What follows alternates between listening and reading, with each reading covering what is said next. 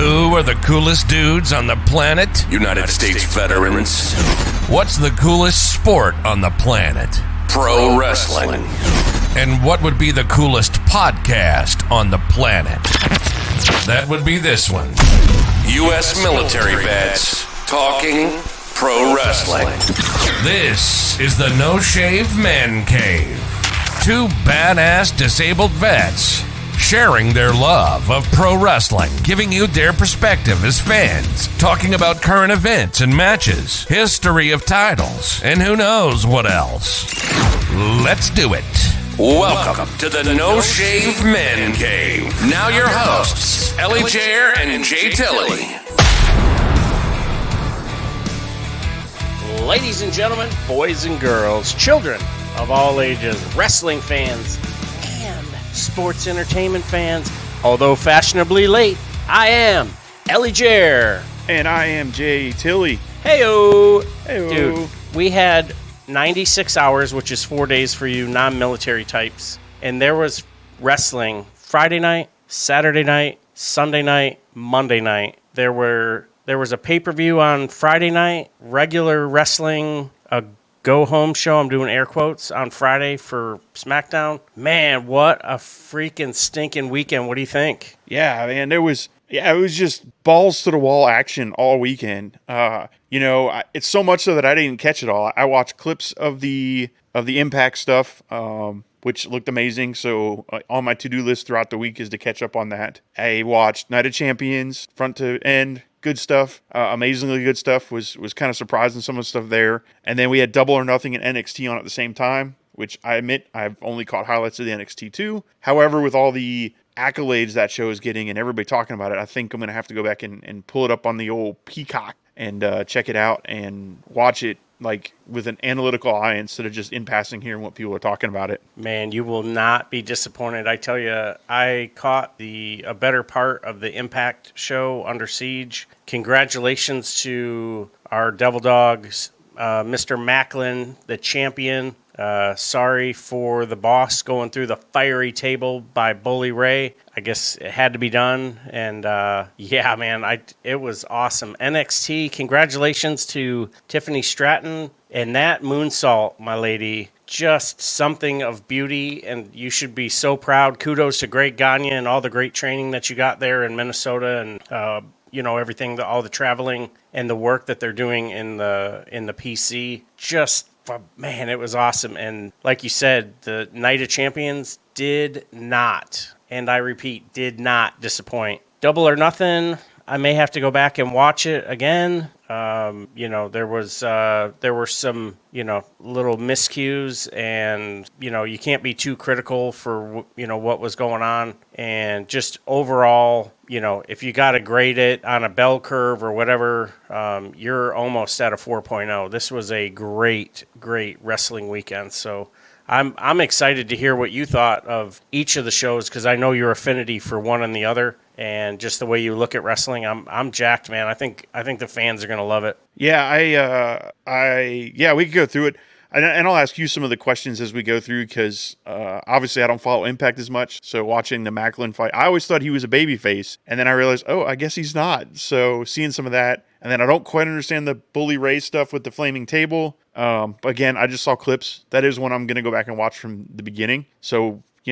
as a casual wrestling fan, which kind of felt like, which is weird because I'm not a casual wrestling fan most of the time, I watched the clips and I've watched what's going on at Impact, and I'm like, all right, now I got to find time in my week to add Impact into my watching, because I enjoyed that show, and I'm like, all right, y'all hooked me now. I want to see more of it and see what's going on and try to follow some of that storyline. Night of Champions was great. I enjoyed it. Some of it, there was a couple things here and there. If you saw our Fantasy Sports Core live show, we kind of reviewed it when we got on live on Saturday.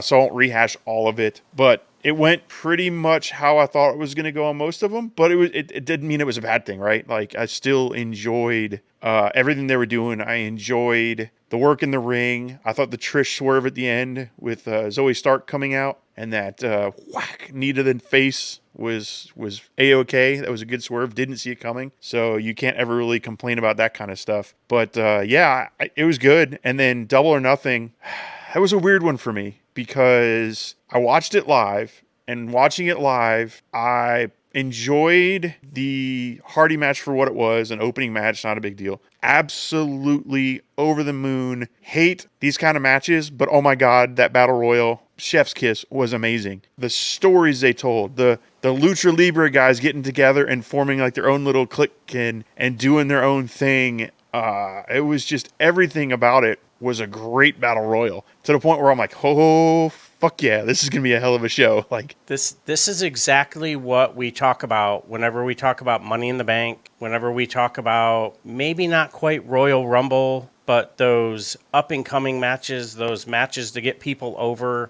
And this was exactly what it's meant to do. You have people, like what they did this year with the, you told a story at the end where it was Gunther and Cody, and you're like, oh man, this thing has got legs. And during that match, it was Gunther and Lesnar face to face. Oh, who does not want to see that? And this match, that really the whole card was a chapter in a book. And, you could sort of, not to go too adolescent, but you could choose your own adventure at one point. Like, oh, they should book this with this, and they should, based on how this match went, this is what should happen. And, here's how this finish went. And now you can have this whole story. And, yeah, I thought it was masterful as far as battle royals go. I didn't feel like there were any, like, blatant whiffs on it, whereas, like, you could tell the Andre the Giant Battle Royal was simply, hey, Lashley, here's a 6-foot trophy to put in your house, and we'll see you at WrestleMania because we don't have a match for you. You'll still get paid because we're going to put you on camera. But, yeah, I really enjoyed it. The crowd, too, was like, it was weird. It was like they were into it when they were into it, and then when they weren't, you knew, like, ooh, are they cooling off right now? And I did like the presser, though, how when the question came about, like, hey, how did you feel about not main eventing or going on last? And MJF was like, hey, the championship going on last or being the main event is dead in wrestling. I really appreciated that. I think that brought some validity, not just to his title, but also sort of, like, I don't want to say change my mind, because I still think the Night of Champions, the main event, should have been Seth freaking Rollins and AJ Styles, but it is what it is. But yeah, I thought it was a good piece of business, and I really, really enjoyed the storytelling for a battle royal like we're always talking about. yeah, and what that Battle Royal did in the last, 2 minutes of it, made me beg and plead for an Orange Cassidy Swerve Strickland storyline, because those guys had just put on this 15-minute Battle Royal, which, yes, Battle Royals, they get to do a lot of laying around and not doing much, but holy cow, when they went go, bang, bang, bang, counter, move, counter, oh my gosh, it was so good. And I absolutely, character-wise and everything, Orange Cassidy, when they're both on the thing and he's hanging, gonna punch him, and he just kind of looks, he goes, meh, he just walks over and does that lazy kick. I'm like, it's perfect. Like, what a great ending. Did you see him in the presser when he walked up and he acted like he was going to put the belt on the stand? Yep. And then he just kind of laid it down, and then his backpack went over the top of it. And Tony Tony Khan just looks at him like, dude, that's my world title. What are you doing? Yeah. Or my international title. What are you doing? Yep. Yeah, I saw that. But it's funny because you said the crowd, because that match, they were loud, they were pumped. And I even tweeted out, because the next match was dead. And for what that match was, which is the Adam Cole Chris Jericho thing, the blow off to the blood feud, the build was so much better than the match. I had so many expectations for that match, and the crowd was just dead quiet. And I tweeted out, I'm like, man, did they all just kind of blow their wad in the first 20 minutes because they got too excited, and now they're recuperating? They need a little blue pill to get going or something, because they were just dead. And the first few minutes of that was great, and then it was just kind of like, bleh. I think another tweet I put out was, I know that Tony Khan loves New Japan, but he really didn't have to steal the clap crowds. Like, that's what I felt like I was watching. It was awful. Oh, that's funny. And it didn't pick back up for a while. Yeah, I did. I'm like, I feel like I'm watching a clap crowd wrestling. Like, or you're at a jazz festival, and it's like, yeah, everybody's just snapping. Jazzy, man. Like they're watching golf or something. It was terrible.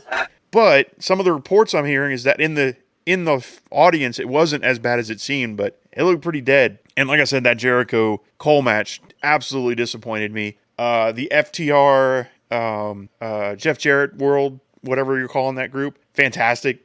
What a bit of good old Southern country, like Mid-South comedy kind of wrestling mixed in with the technical wrestling that is FTR, because some of those exchanges and the way they played off each other and the shenanigans. And who'd have thought Karen Angle would have got the biggest heat of the night by popping Aubrey Edwards that way? Really, really good stuff. The crowd kind of came up a little bit for that, which, again, not nearly as loud as your normal FTR matches, so that surprised me. Then we had, I'm not going to go through the whole card, but pretty quiet. You had some spots in the Christian Cage Wardlow match that we got some reaction, but then you got to probably two of the matches at the end of the night. Well, actually, the Chris Statlander thing. Our girl is back. Dude, I feel a certain kind of way about this. If I can, we'll call you doctor or counselor Jay Tilly. I'm got my feet up on the couch. So I really wanted Taya to win this, and I feel like it was building toward that. And I was ready to put in my order for the TBS title. But the fans, I think, really, really won out because Statlander was so over when she got hurt. And this will give Jade a chance to go get, I don't want to say repackaged because I'd hate to change who she is in that walkout. All the pretty girls walk like this. I was like, yeah, they do.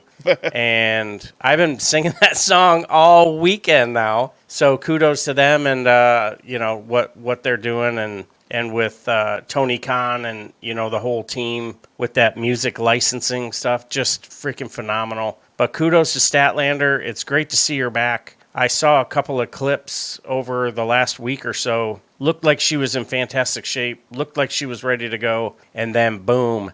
And new TBS champion. Congratulations to her. And I'm very, very interested to see if she'll be on Collision, if she'll be more on Rampage, or if she'll be more, or on Dynamite, or if she's going to be as a champion, she can move back and forth. But great job. We had so many new champions this weekend, and especially on the women's side, you've got Asuka as your new SmackDown, even though she's on Raw champion, or vice versa. You've got new tag team champions with Shayna Baszler and Ronda Rousey. Kudos to Shayna. I love seeing her be a champion. I'm looking forward to some kind of twist where she turns on Ronda to get herself over and finally win that world title. And then you had the most fantastic moonsault. I've already talked about Tiffany. And now you have Statlander as your new TBS champion. So and Tony Storm. Oh, my goodness. And you have, sorry to hear about Hayter. This is actually a legitimate injury, and they've got their fingers crossed and calling out every doctor and, that they know to get Hayter ready for All In England. So fingers crossed, hope she's okay. Whew. Yeah, I haven't heard exactly what her injury was, but I know it was something to do with her shoulder. And, I watched that match. So all the talk going into it was that she was hurt. So we all kind of figured, okay, either they're going to call the match off or not. And then I kind of watched her in the match and I'm like, she didn't do a whole lot. She took a beating. And I appreciated the fact that they did the spot with the drop kick on the stairs and missed. And Jamie kind of you could kind of see her call it, like, just do it again. And they did it again. But on the flip side of it, like, I hope she didn't overextend and damage herself more, right? Like, so if it was, let's say, a torn rotator cuff, I don't know what it was, but let's say she tore a rotator cuff, and like a baseball player with a torn rotator cuff won't go out there and try to throw because he makes it worse. So God forbid that, like, when she's pressing, see, I've got one, I can't go any higher than this, but when she was pressing, Tony Storm in the air and something, I'm like, if it's a real injury, like, don't do that. Now, I'm sure the doctors cleared her and she knows her own pain tolerance and stuff, but that was my only concern.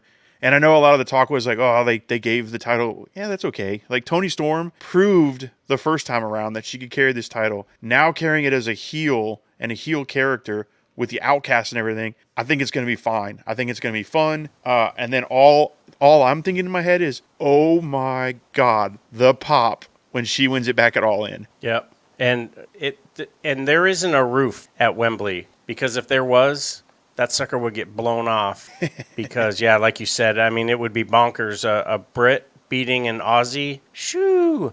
So Australia was originally founded to be a prison island for prisoners leaving England, and now, But yeah, like what you were saying, and in my mind, I was thinking, okay, are they try? I wish so. In hindsight, I wish they could have done some kind of like Cody-esque thing where it looked bruised or whatever, but I get, if it doesn't look it, you can't church it up to make it look bruised without an absorbent amount of makeup. So kudos to her going out the right way, and to Tony Storm, now a 2-time women's champion, and there is no interim in front of that one. And I feel like this was the right move at the right time for the right wrestler in the right story. And this now like hits the reset button on everything that whole crew is doing, because now Britt is like, well, what about me? And then Ruby's going to keep looking at the title side-eyed like, well, you guys have both had title runs in other companies, and I still haven't held one. Like, so we'll see what if there's any kind of dissension in the ranks. And to the Jade thing, I did hear that she is going to go away for a while, and they are going to repackage her. Maybe not repackage, but she's going to have a personality change, I think is what they're calling it. So I imagine she's going to come back probably as a babyface, because I think she's had this kind of heel run, and I think having her come back as a face wouldn't be a bad thing, especially if they bring her in to save somebody. Like, let's say the Outcasts are beating down Britt Baker real bad, and maybe the Outcast members have grown a little bit, and then Jade, poof, shows up and is the hero, because people like cheering her anyway, so it wouldn't be far-fetched to do that. But some other stuff on Double or Nothing, there was this little, 4-way match, was... Hold on, let me Google 4-way. Yeah, four-way matches are garbage, so nobody likes them. What's this? Until this one. Yeah. Dude. So, a 4-way match, traditionally, 2 guys are in the ring, 2 guys are outside overselling, I like to call it, where they're laying there, they're kind of peeking and waiting to see when they can come in and relaxing, or, they're up against the barricade watching, waiting for the signal to come in. I didn't get that at all. I didn't see the wires in this one like you usually do in a 4-way. And they were go, go, go. And the mental capacity of these 4 young dudes to remember, and, a little behind the curtains, I'm sure they mapped a lot of this out, but to remember, okay, at this point, I need to be at this spot to do this, because the match just flowed, and they were in their spots. There was never any of that little, hesitation. And MJF is a freaking genius. His ad-libbing in the ring, when he's, when Darby did that flip neck breaker thing he does, I forget what it's called, and he goes, what the fuck is going on? And he drops him on his head. I'm like, this is great. And then when, I think it was Darby, or no, maybe somebody kicked him in the gut and he caught it. And he's like, man, you're stupid. And then he gets kicked in the face. Like, fantastic stuff. He is generational talent for sure. What did you think of the entrance? Because it came up, it was like during the live tweeting, it was all the rage. And it wasn't just the devil. It was very reminiscent of someone else who may or may not know a little bit about the game. Mm-hmm. And then the presser was so yes, it was MJF being a snarky, in-character 24/7 heel, but he seemed almost human and still, a shit heel, but, it was, I thought that was the best conference that they've held for the press in their existence, and I'm glad there wasn't any blow-ups and anything weird, any pickles or anything strange. Mm-hmm. And kudos to MJF holding on to that title, and kudos also to What Culture getting a shout-out. That was shit hot. Yeah, it's funny because I've been listening to them for years, and having them get that shout-out, that was pretty cool. He basically, everybody who asked him a question just ripped the shit out of him, and except for Michael Sidgwick. Oh, great podcast. Love you guys. I'm like, that's awesome. That's pretty cool. I'm sure their subscriptions just went up. Send some our ways, guys. Send some our ways. There we go. But yeah, good stuff. If you haven't watched that match, you should go check it out, because amazing work by these 4 young dudes, all homegrown, all AEW originals, went out there and showed what they can do. And the storytelling in that match, the Roddy Piper callback to, I'm going to hit you with the belt, I just can't do it, and he puts the belt down. The finish with MJF using the belt anyway. Oh, man, just genius storytelling throughout that whole thing. Fantastic watch. Like I said, probably one of the best 4-way matches I've ever seen. Probably in the top 5 of my matches of the year. Man, I tell you what, if we do, which I'm assuming we will, do a match of the year show at the end of the year, it's going to be hard because going back to NXT, I keep hearing about that Dijak match, the no holds barred they did, and I want to see it because everybody is talking about how good it was. You had the Will Ospreay, Kenny Omega. You had the dog collar match between FTR and the Briscoes. I mean, there's so many matches to pick from, and like you and I are going to have a hard time at the end of this year picking our top 5 matches of the year. That's for sure. And the fact that unequivocally, we both love professional wrestling. We like different elements of everything, but we like and love what we love. And if you're into blood and gore, we haven't really had a bloody, horrific car crash of a match in a couple of years. Yeah, Mox has bled a little bit, and you've seen some stuff or whatever. I watched that PCO Macklin match, and there were parts during the match where, and I don't like blood in my wrestling, but for this story, for this feud, for it to end the way it did, there was a scene in there where Macklin stapled with a staple gun PCO's mouth shut. What? Staple into the mouth. Mouth staple. Hello, nice to meet you. Like, it was so graphic. And at the end, Macklin was standing there with his arms up, and you could see there was a portion of his face that was open, and it wasn't his nose or mouth. It was like a gaping hole, and every time his heart beat, it'd go. I mean, I was like, okay, if you were WWE, you'd be at a medical facility, real talk. But it made sense for the show, for the match, for the story, and it was the most graphic match I've seen in probably 15 years, if not more. And it wasn't just gore for the sake of gore. It really fit with the story. And yeah, that was a fantastic match. Great card. The AEW, that 4-way pillars match. And then I'm sure we're going to get into this Anarchy match because, dude, oh man, woo! I wasn't even sure what I was going to see and what to expect. And I just, like, my suspended belief and I believe button, I was pegged the whole time. It was legit. Yeah, I went into it with high expectations because, 1, Moxley talked it up. 2, it's the Elite who are really good at the storytelling and that kind of thing. And they exceeded my expectations. Like, I went into that match going, oh, man, last one was really good. This one ought to be really good. This one maybe didn't have as many spots as the other one, but this one felt like a chaotic brawl. And I have stepped on an attack before. Unfortunate, but it happens, right? Through my shoe, it hurt real bad. What the was Nick Jackson or Matt Jackson thinking to take an atomic drop heel first into a thing of tacks? Dude. And not only like you can't fake that. I'm sorry. They were all in his heel and his foot. And if you ever watch Being the Elite, they showed it, like the aftermath. And he had about 15 tacks in his heel outside, like at the end where they were pulling him out. Like, and I'm just like, no wonder you didn't see him the rest of the match. You probably couldn't walk. Oh, man. Like to all of our, and I don't want to say heroes because, I mean, not all wrestlers and sports entertainers are everybody's heroes, but to the wrestlers and the sports entertainers this weekend, you totally put out this weekend, and not in a inappropriate way. Your mom and dads would be very proud of the way you put out. Such a fantastic showing by all of you, and it was just such a great, and listening and reading and watching everything, the worst grade that anyone gave, and I'm not going to say what show it was a B+. And I mean, C's get degrees, and right.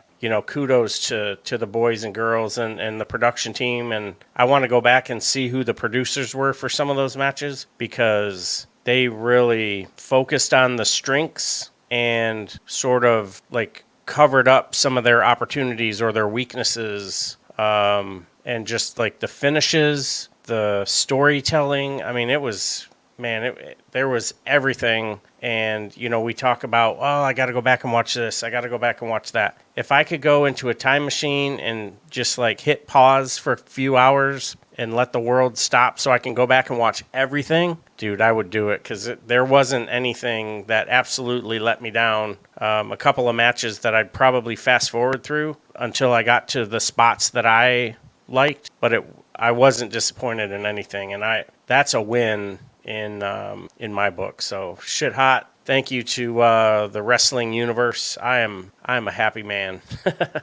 Yeah, it was amazing stuff. And, for those that maybe didn't see Double or Nothing, spoilers, you did get the Elite losing, but it ain't over, because you had Takeshita come out and turn heel. And now Kenny Omega, after the fact, said, well, I've got one or two friends not here that I can call in. Obviously, one, I think, is going to be Ibushi. And a lot of rumors the other is going to be Okada. So, because Okada's been out there talking about how ever since they did that tag match, he wants to work more with Kenny, and he's always got his back. And so I'm like, oh, man, Forbidden Door. Tell me. Are we going to get a blood and guts at Forbidden Door? And it's going to be the Elite Okada and Ibushi versus a BCC +1. I don't know who their +1 would be, but man, can you imagine? Yeah, Okada, Omega, and anyone else. I mean, because we hear this all the time, they could have a 5-star match with a broomstick, and you have 2 5-star makers on the same side, and if you want to make someone and get someone over, that would be the match to get someone in, get someone out, get someone over, put them on the main stage, man. And you're a lot more familiar with the New Japan stuff than I am, and I really enjoy it. I don't have quite the legacy watching, and some of the Noah and some of the other, what's the other one? Forever Stardom. Or Pride. Yeah, Not Pride, but, I know what you mean. you know what I'm talking Yeah. Yeah. So I just, and I hope Osprey is okay. He's been dealing with an AC injury. He did an interview recently where he likes his setup. He likes New Japan. He's a homebody, and he doesn't want to live in the United States. Yeah. So it's like, oh, man. So if he had a working relationship with AEW where he could do, a couple dates a month or something, I would take that, because he is a phenomenal performer, and the matches and the money that could be made with this guy. Just imagine Osprey and Vikingo. Oh, yeah. And yeah, I'm there. It's and Osprey could be the other person to join the BCC in this 5-on-5 if they do it, or 6-on-6 or whatever they end up doing. But not only you talk about Kenny Omega and Okada on one side, the other side you got Moxley and Bryan Danielson. So both sides of that feud, you've got people who could be 5-star matches, and oh, man, yeah, it was so stacked. Amazing stuff. Really good stuff all weekend long. Again, Night of Champions, really good stuff. The storyline with the bloodline at the end and the drama in that was fantastic. Yeah, real quick, I don't want to gloss over something that just probably one of the most significant things of the entire weekend. And we had family turning on family and, stuff like that. But Yuta. I was going to talk about that. Yep. Dude, talk to me. Well, I mean, you'd mentioned, and it's funny you went back to that because I forgot it, but you had mentioned getting somebody over and putting some over. And boy, if they ever wanted to say Yuta's a star, they made a point to say it at this match. So you had him be the focal point of a one-winged angel and then gets out of it. Yes, he got help, but he got out of it. He kicked out of a V-trigger into a buckshot lariat, or maybe it was just the buckshot lariat. But he kicks out of that. So he kicks out of Hangman's final move. Yes, I think Claudio was late on the breakup, but that works in his favor because he kicked out of it. Right. So he basically, your 2 probably mega baby faces in AEW, he's gotten out of both their pins. Then he gets the pin at the end on Omega. He pins Omega. So you've had him kick out of 2 of the super moves that not many people can get out of. I think only one person has ever legitimately kicked out of the one-winged angel, and that was Okada. Again, yes, understood it was broken up. He still got out of it. And then you've got him pinning Omega at the end of the match to get the win. Talk about instant star. Yeah. And we talk about, and I'm doing air quotes for our Wrestling 101, you talk about protected moves, right? And you just mentioned 2 of them with the V-trigger and the one-winged angel. And then you had Cody Rhodes kick out of an F5. Oh, So, yeah, I mean, that's right. you had a lot of wrestling, I don't want to say history, but good things happening for those who. Okay, so this wasn't a wasted thing like Lesnar breaking the streak for Undertaker because Lesnar was already made and he didn't need it. This for Yuta, that for Cody, freaking phenomenal. And I'm just so excited to see what's going to happen next with Yuta and down the road once this BCC thing runs out. He'll still like that. That's like his currency now. Well, I did this and I did that, and my legacy is this and my legacy is that. Like that's real. Yeah. That man, that's awesome. Yeah, it's good stuff. And then speaking of Cody, let's pivot into, since it is Tuesday, we're supposed to be talking about Raw, even though we probably don't want to. Let's pivot into Cody and what he did on Raw. And man, I don't get it, man. Like, okay, so you're gonna challenge him again. Why? Like, I understand you didn't tap out. I understand you didn't get pinned. Why are we dragging this on some more? So, is it going to go into Money in the Bank? So Cody's not going to be in Money in the Bank because he's not in any qualifying matches. Yeah, I hope not, because it's like, okay, if we're going to take so two schools of thought. One, and I'm partially part of this too. Like, I want it when I want it and I want it now, right? But at the same time, I'm like, okay, let's not rush a good thing with, some things it's worth the wait and we want to have a slow burn and all this other stuff. So part of it would be, okay, Cody goes in, he wins Money in the Bank, he hangs on to it through whatever. He shows up at WrestleMania and says, hey, Roman, what do you want to talk about? And then he defeats Roman after cashing in Money in the Bank. Okay, so there's that part. Money in the Bank, he is or isn't in it. Hopefully he's in it. Then he now has Money in the Bank and we can go on and do that. And then Brock Lesnar shows up at SummerSlam. They have their rubber match in a no something match, and Cody probably still has that cast on. But if they waste the opportunity like they did at WrestleMania to not get Cody another feather in his cap. And again, Money in the Bank is another one of those things where you're going to make someone. So are you going to have a SmackDown and are you going to have a Raw? So SmackDown is LA Knight, Cody is Raw, or, is this one of those things where you can go cash in wherever you want? So we're only going to have one. So these are all the things that like my wrestling brain is thinking.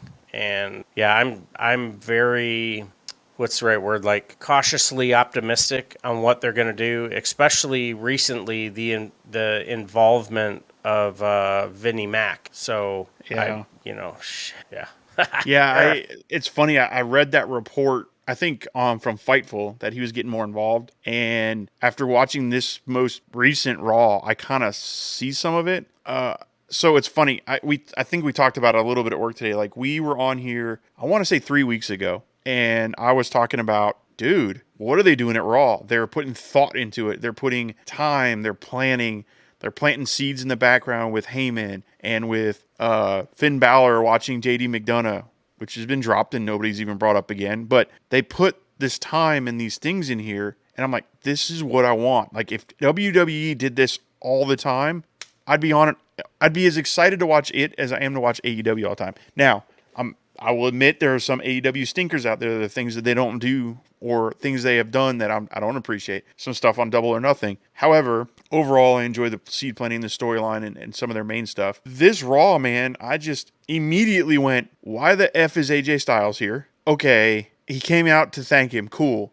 Now he's in a match of the Judgment Day. So there goes your draft. Like, oh no. 3 weeks. They went 3 weeks after the draft saying this is going to be exclusive, and you had to do a tag team match, which legitimately meant nothing. Yep. Unless, like, it didn't even spin into anything where it was like, okay, we got a weird finish, and now Priest is going to challenge for the world title. Or, the best part of the match, obviously everybody that was in the match is great. They've all held titles in the WWE. That spot with Seth and Rhea, I thought was hilarious when he slid out and he had his hand on her shoulder. Me too. But Yeah, oof. But I just like 3 weeks, dude. We talked. Okay, if they can make it 6 months, and they almost like make us forget about the draft. Okay, fine. 3 freaking weeks, like, Yep. bro, come on. So great match. It didn't really do anything. It came, it went, and it came again, like Val Venus used to say. And here we are bitching about it because he's the world champion. He should be defending the title because he was the one who said, we're ready for a change. And here we are. He's pulling I'll defend my title next week. Well, what about this week? Well, I'm in a tag team match. Okay, well, next week you're filming a movie. What about, okay, well, I'll get you next. Yeah, I thought the same exact thing. I was like, he's supposed to be the working champion, the working title guy, and he's not defending tonight. Like, I would have much rather him come out and say, and I would have been okay with AJ coming out and just shaking his hand and being like, hey, I just came here to say good job and you got my respect, and leave it at that. Then I would probably not complain. But then to put him into a match was just, it did it for me. I'm like, come on, man. Like you said, 3 weeks. It took 3 weeks for them to just go, the draft. And there was something else on the show too that hit me about the draft, and I don't remember exactly what it was. I forgave the women's tag team match because, okay, like the women's tag team, they're going to jump from show to show, apparently, even though they got drafted, but whatever. So I can forgive that one by having Bailey and Io Sky over. But the AJ thing, and there was something else on the show. I don't remember what it is right now off the top of my head. I should have taken better notes, but there was something else, and I'm just like, well, there goes the draft. Like, what's the point of the draft? And yeah, it just infuriated me. And then you had Imperium, KO, and Sammy again. And in my head, I'm like, y'all beat them in like 3 minutes, like 2 weeks ago. And then you beat them in the triple threat. Or maybe they lost the triple threat. Yeah, they ended up losing that. But still, like, they've done this before. Why are we going back to this? If you wanted to build Imperium as their challengers, why do it the first week they're on the show and like a blow-off match? And it was just stuff that's just disconjointed through this whole thing I didn't like. And it's like, okay, if you're going to build Imperium, the way you build someone is you make someone, then you beat them. You make someone, then you beat them. Instead, they're coming out to someone who's already made, and they're brand new to the show. So it's like, okay, I get it. You're Imperium. You're with the Intercontinental Champion, the General. You say General really funny, but it's like, yeah, it was really frustrating. And although I love that freaking little whatever that goose walk thing is that Kaiser is doing, oh god, I think I'm gonna do that at work. And I kept doing my little. I was wearing an MJF shirt today, and I kept kind of looking at people, and I was like, oh shit. Nobody else watches wrestling besides you and I, so it's like just wasted little pops that I'm giving to myself, so it's whatever. Yep. But, so the word of the day is botched. That is, and we'll use it in a sentence, Jericho's least favorite word is botched. And there were some things that got messed up during some of the matches. I, Ellie Jair, have never stepped foot in a ring. I have touched one, and I've grabbed the rope and moved it around. Don't make it weird with my hand motion. And I tell you, for a wrestling / sports entertainment fan to say botched is worse than saying the 4-letter word, because we don't understand the action and the all the thoughts that are going on in someone's head, especially in a 4 Pillars match, especially in a Tornado match, an Anarchy match, all kinds of different things. So the word of the day is botched, and fans are not authorized to use that word. So we'll use that going forward, because I tell you, they laid it out. Every single wrestler and sports entertainer this weekend really did a great job, and we're sitting here just praising all the great things and some of the confusing things about the draft and why they did this and why they did that. The match was fantastic, and I was really glad to see, that match of that caliber on Monday, but it still left you kind of confused, like, well, why am I watching this with this person on this evening when they're supposed to be on Friday? So now I'm not going to see them on Friday, even though that's the show they're supposed to be on with me, Yim, the OC, and AJ Styles. So there's that. You know what else, rant, though? Man, my bad. They still haven't fixed the damn women's titles.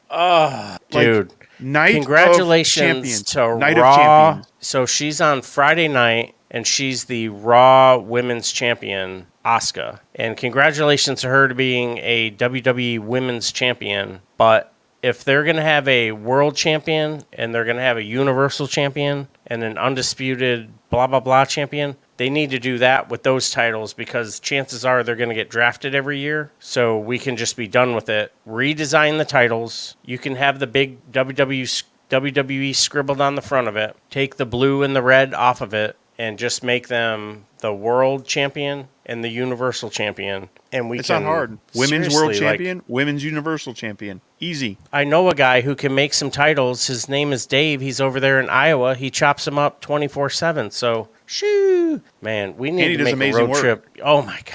Yeah, we need to make a road trip. Them, Wildcats make some good titles. And, of course, one of our sponsors, Pro-Am Titles, does a pretty good job, too. But, yeah, man, they just, if they could tighten that up, that would be, like, obviously one less thing for us to bitch about. But I think it's just like one of those glaring, open-ended, like, it's like when you ask a question that you don't want an answer to, a rhetorical question, and you're like, well, who's the Raw Women's Champion? Well, Asuka, duh. Well, wait a minute. She's on Friday. Yeah, I know. Oh, okay, never mind. Yeah. And everybody just moves on like it's not a big thing. Like, wait a minute. But that would be like, so are. if you're supposed to look at it as a true brand split, right? Two different brands. That would be like the Impact Women's Champion being on AEW and the AEW Women's Champion being on Impact. Wait, what? Yeah. My Impact Champion. Where's that? Oh, she's on the other show on AEW. Yeah. What? You'll catch her on Access, different time, different channel, but don't worry about it. She's still the champion. Excuse me. What? What? Yeah, I don't get it. And like I said, going into Night of Champions, perfect time. This is Night of Champions. You've won. Here's your new belt. Coming out Monday. They could have done it Monday. Could have done it. Rhea Ripley out there, and Rhea Ripley's outfit was amazing this weekend. Oh my God! Even Monday, full on covered up, like. Well, I meant Monday, but yeah, this weekend was good too. But Mondays was really good. Monday, it's like she made up for the full covered up. But so how about this? So put that belt around her on Monday. I would have been very happy. Yeah. Yep. So there's a show on Peacock called The Bump, and the views are varied based on like Monday Night Raw and SmackDown and what occurred and what the interest level is of that show or whatever, or that weekend. If you were to say for The Bump on Peacock, on Twitter, on Instagram, on Raha, on Observer, on whatever, or shit, Triple H has even gone on ESPN. Hey, on Monday on The Bump, we're going to have Triple H, and he has a huge announcement. Boom, he shows up. Weird. Who's this? Oh, yeah, that's the girl from Australia. She's one of the champions. Oh, yeah, Rhea Ripley. Oh, one of the most known world, Man, we are live, and there he is. Yowza. I lost you there for a little bit. Yeah.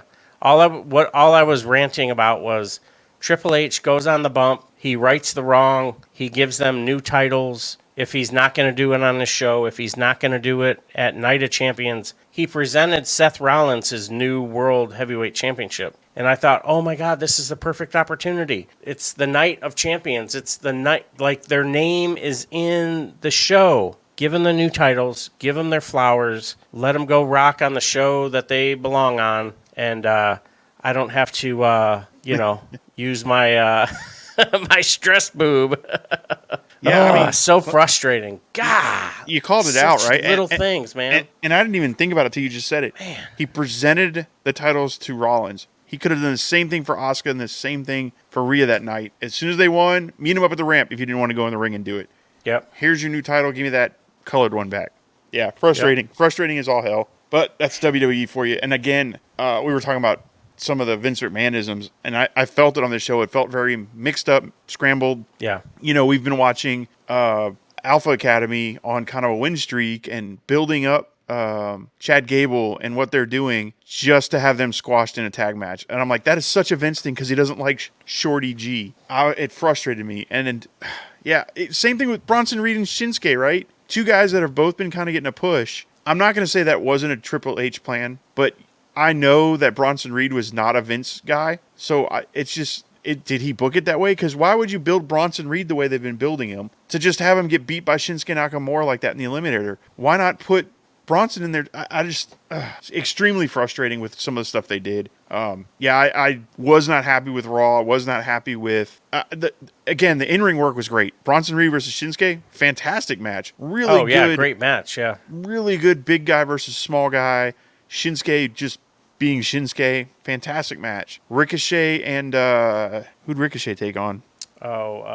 See, that's how good it was. I forgot already. Yeah, I mean, it was awesome seeing Ricochet, get his moveset in and get the win to move on in the match. Oh my goodness, I can't even. I feel like a jerk. I can't even think of who it was. Yeah, that's how bored I was with Raw, and I even watched it twice because I wanted to did I miss something? Like, what did I miss on this show? So backing up real quick, Braun Strowman, who has been Ricochet's tag team partner for some time, is out indefinitely, dealing with an unannounced and described injury. Oh, no. And there was a further comment that he may or may not require surgery.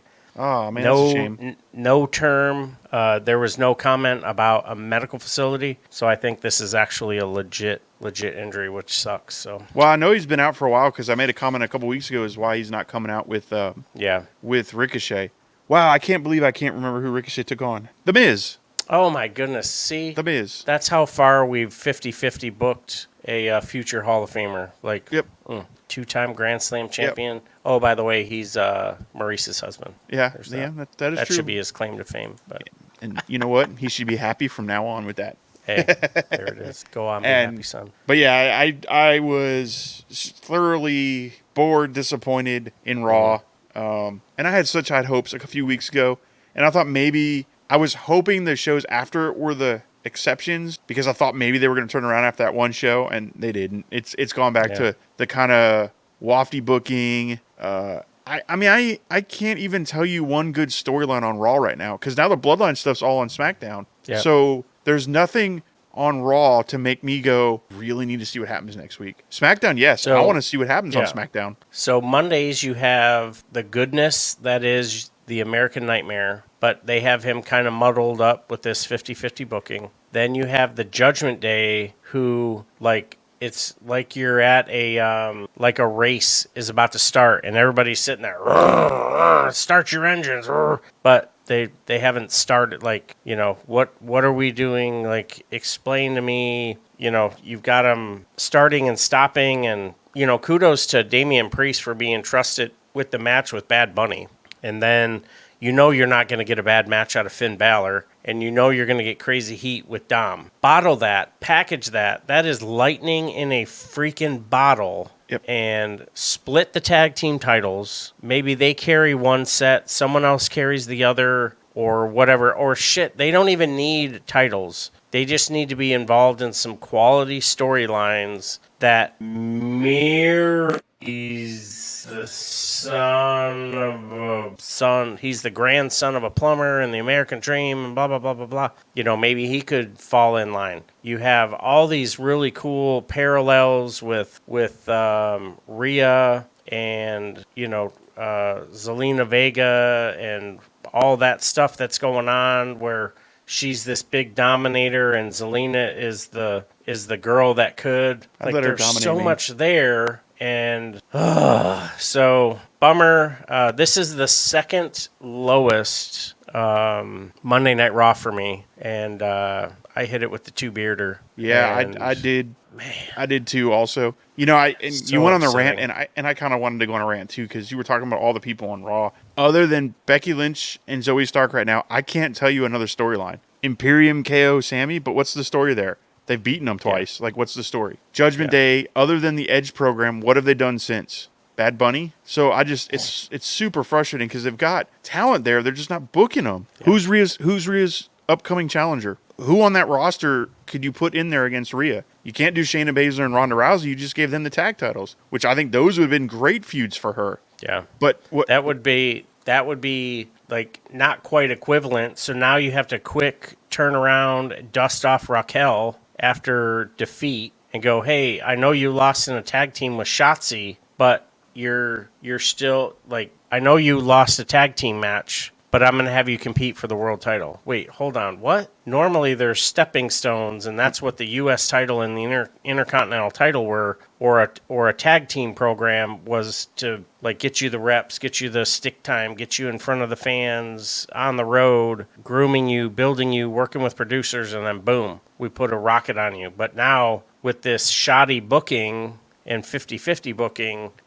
there's shit everywhere, and it's like a parent looking at their kid going, go clean up your room. And I just kudos to Vince and the billions that he's made, but dude, like, lay out, let Triple H and the current regime run things, because they were doing a really, really good job. And WWE is slowly getting passed by AEW for storylines, for booking, for environment, for entertainment level. And, you're not going to see any Jon Moxley matches on Disney anytime soon. But I tell you, like, this is a very pivotal time. And I hope that they get stuff together, because it's really frustrating, especially for me being a WWE guy. Like, damn. Yeah, 100% agree. And yeah, they could. I don't know, man. Tell Vince that they've moved Monday Night Raw to Saturdays and let him pretend book something. I don't know, man. It's super frustrating, because it's almost like a completely different team that does SmackDown. But anyway, we are out of time, brother. We are hitting an hour, and you and I could talk forever about wrestling, especially because I've just got tangents boiling up in me right now. I'm going to start writing them down so we can do some can shows. But absolutely appreciate everyone that watches us live. We are going to go live every Tuesday and Thursday on YouTube and Rumble, 7 to 8 o'clock. 7:05 to 8:05. Depends. 7 to 8's the planned time. Technical difficulties.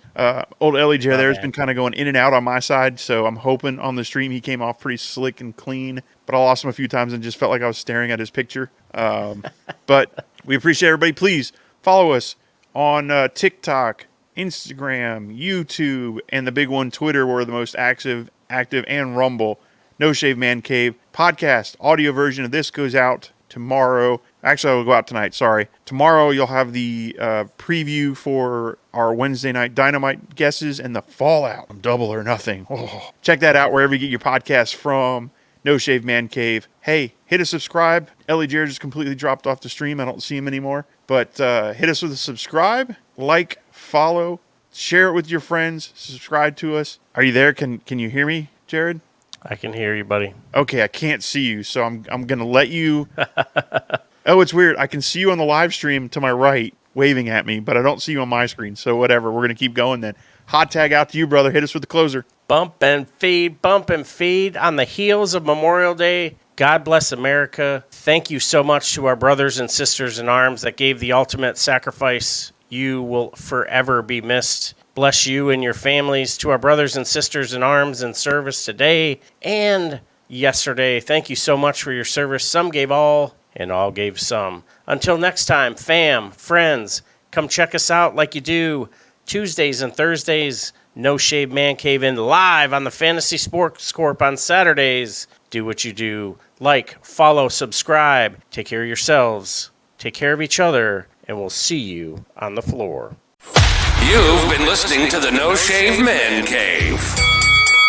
If it's pro wrestling, we're talking about it. Unless we see something shiny and wander off into the woods.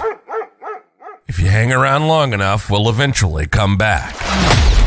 We hope you've enjoyed the show. Fire off your comments and be sure to leave us a 5-star rating, and we'll be back soon. But in the meantime, hit us up on Twitter, YouTube, and TikTok at No Shave Men Cave. Y'all be cool.